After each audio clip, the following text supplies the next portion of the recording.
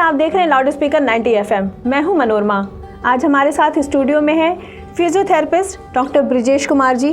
ब्रिजेश जी, आपका बहुत बहुत स्वागत है हमारे स्टूडियो में जी। सर, सबसे पहले अपने बारे में कुछ बताएं।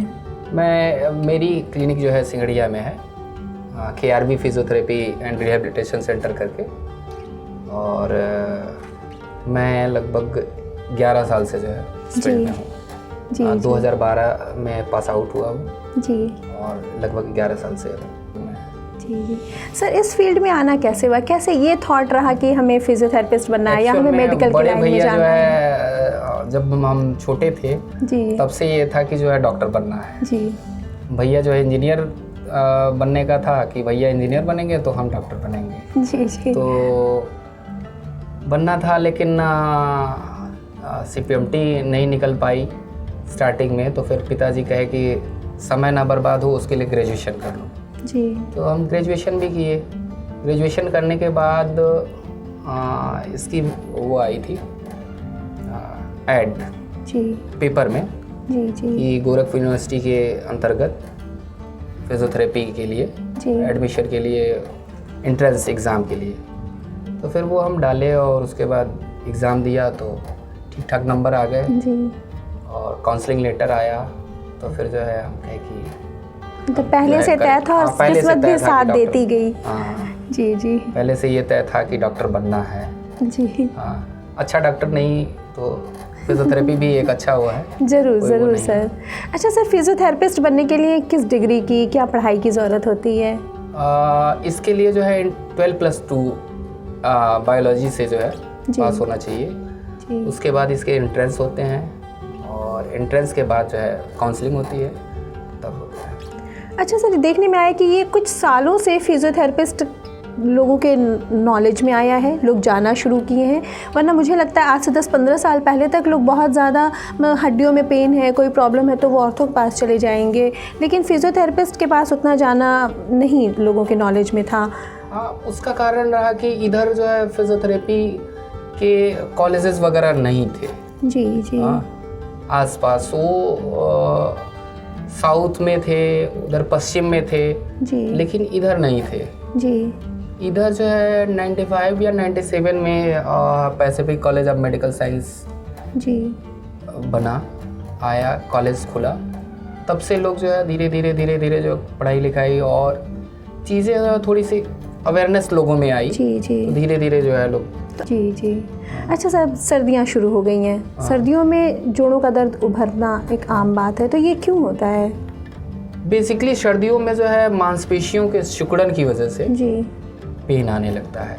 जी, जी। और उसको जो है एक्सरसाइज वगैरह करने से जो है वो ठीक रहेंगे। और लैक ऑफ एक्सरसाइजेज भी होती है, मरीज जो है ठंडियों में थोड़ा सिकुड़ के रहता है, जी, उस वजह से भी जो है जोड़ों में दर्द है। जी, जी। अच्छा, ये घुटनों में दर्द है, कमर में दर्द है, इसके क्या कारण होते हैं? घुटनों में दर्द, सिंपल घुटनों का दर्द तो जो है अगर एज वाइज देखा जाए, एक तो जो है 40 के बाद जो है तो ऑस्टियोआर्थराइटिक चेंजेस जो है हर आदमी में होते हैं। जी, वो कोई भी हो, जो है सब में होते हैं। किसी में ज़्यादा होता है, किसी में कम होता है, और किसी में ज़्यादा होने के बाद भी तकलीफ़ हो सकता हो, कम हो, उसको फील कम होता हो, तकलीफ़ कम होती हो, किसी में ज़्यादा होती है। लेकिन नॉर्मली जो है अगर कम एज में जो है घुटने में दर्द हो रहा है, वो मांसपेशियों की वीकनेस की वजह से होती है। जी, जी। लैक ऑफ एक्सरसाइजेज की वजह से है। आप एक्सरसाइज अगर नहीं कर रहे हैं प्रॉपर घुटनों की तो उसकी वजह से होती है। तो महिलाओं में कमर दर्द की बहुत परेशानी देखने को मिलती है, इसके क्या कारण है? महिलाओं में कमर दर्द का कारण है कि एक तो जो है माल न्यूट्रिशन कहेंगे, क्योंकि उनको माँ भी बनना होता है। जी, बच्चे को जो खाना मिलता है वो माँ के ही जी, दूध से, ब्लड से जो है सारी चीज़ें वो न्यूट्रिशन ले करके ही जी, जी, बनता है। तो वो लोग जो है प्रॉपर अपना खाने पीने का ध्यान नहीं देती हैं। इस वजह से हड्डियों की कमज़ोरी की वजह से जो है उनमें कमर में दर्द ज़्यादा होता है। सर, किन बीमारियों में फिजियोथेरेपिस्ट की ज़रूरत पड़ती है? हड्डी और जोड़ से संबंधित और न्यूरोलॉजिकल केसेस में, जैसे लकवा हुआ जी, या सेरेब्रल पैल्सी बच्चों में ज़्यादातर जी। देखी जाती है। छोटे बच्चों में न्यूबॉर्न बेबी से ही स्टार्ट हो जाता है। तो न्यूरोलॉजिकल केसेस में जो है ज़्यादातर जो है सेरेब्रल पैल्सी और लकवा की वजह से ब्रेन हैमरेज हो जाते हैं, जिसकी वजह से लकवा हो जाता है। किसी भी कारण से लकवा अगर हो गया है तो उसमें फिजियोथेरेपी का रोल अहम है। और आर्थो के जोड़ों में जो है कहीं भी दर्द है तो आप दवा के साथ साथ अगर फिजियोथेरेपी कराते हैं तो ज़्यादा अच्छा होता है। जी जी। अच्छा सर, ऐसी और कौन सी ऐसी बीमारियां होती हैं जिनमें फिजियोथेरेपी कभी कभी नुकसानदायक भी हो जाती है? उसमें जैसे ट्यूबरकुलोसिस अगर किसी जॉइंट्स में या उसमें जो है ट्यूबरकुलोसिस है या कैंसरस है या ओपन वुंड है, उसमें जो है फिजियोथेरेपी नहीं की जाती है। जी जी। ट्यूबरकुलोसिस में अगर जो है लकवा मार गया है, उसके बाद में जो है अगर मेडिसिन चल रही है या ऑपरेशन हो चुका है ट्यूबरकुलोसिस की वजह से, अगर फ्रैक्चर रहा या कुछ भी रहा या ट्यूबरकुलोसिस की मेडिसिन चल रही है, उसके बाद आप फिजियोथेरेपी करा सकते हैं। लेकिन एक्सरसाइजेस मॉडलिटी कम से कम यूज़ करनी है, खास करके हीटिंग थेरेपी वगैरह जो है नहीं यूज़ करनी है।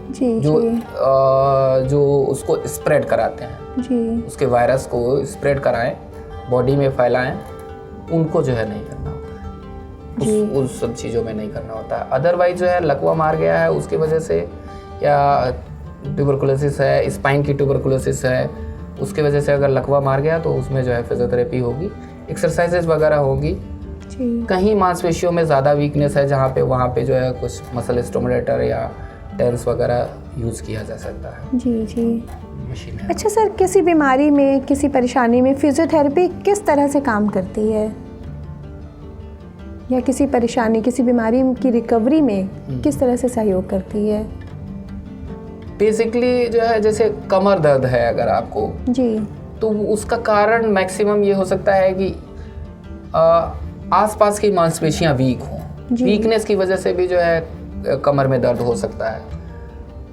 तो उसमें एक्सरसाइजेस करने से, मांसपेशियों को मजबूत बना देने से जो है दर्द चला जाता है जी, ताकि जो है डायरेक्टली लोड जो है बोन पे ना पड़े, जॉइंट्स पे ना आए।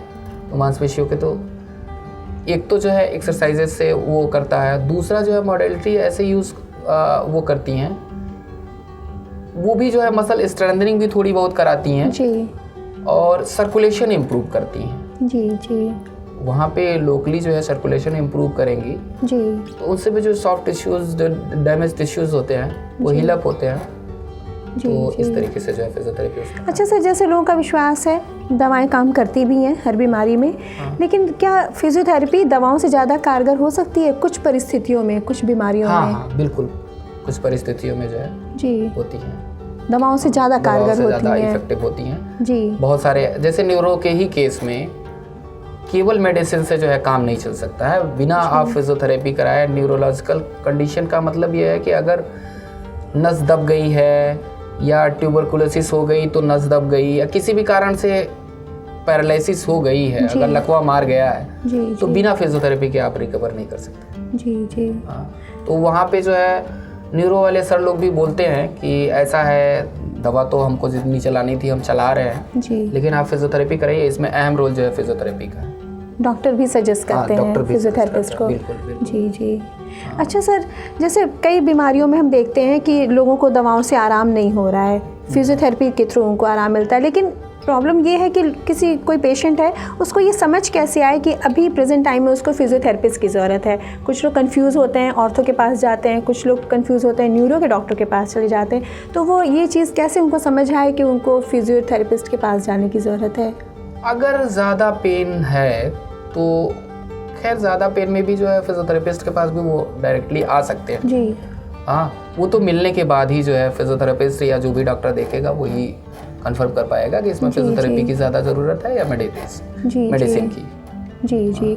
जैसा आपने बताया कि हेयर लाइन फ्रैक्चर्स जो होते हैं उसमें लोगों को समझ नहीं आता कि उनके फ्रैक्चर हो चुके हैं और वो बेसिकली किसी भी उसमें, चाहे वो फ्रैक्चर हो या कुछ भी हो जी, एक जो अहम जो सिम्टम होता है वो होता है पेन जी। अगर पेन ना हो तो हमें पता ही नहीं चलेगा जी जी कि कुछ हुआ भी है जी जी। हाँ, तो पेन ही होता है। अब ये है कि वो बाइलक जो है कहाँ सही जगह पहुँचते हैं जी जी। अगर वो समय से किसी फिजियो के ही पास पहुंच गए या ऑर्थो के पास ही पहुंच गए, जी एक्सरे करा लिया गया, अगर देखा गया तो उससे पता चल जाता है कि फ्रैक्चर है कि नहीं। जी जी बाकी हेयरलाइन फ्रैक्चर जो है मैनुअली टेस्ट से नहीं पता चलता है। जी जब तक कंप्लीट फ्रैक्चर नहीं रहता है जी मैनुअली नहीं पता चलता है, जी मैनुअली असेस नहीं किया जा सकता, उसके लिए एक्सरे कराना इंपॉर्टेंट है जी जी। Hairline fracture. ब्रिजेश जी, आपका बहुत बहुत धन्यवाद। आपने आज बहुत ही अहम जानकारी हमारे साथ साझा की।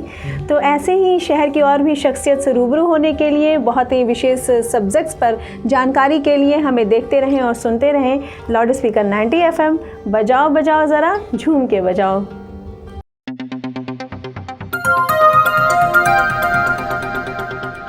बजाओ जरा झूम के बजाओ, बजाओ बजाओ जरा झूम के बजाओ।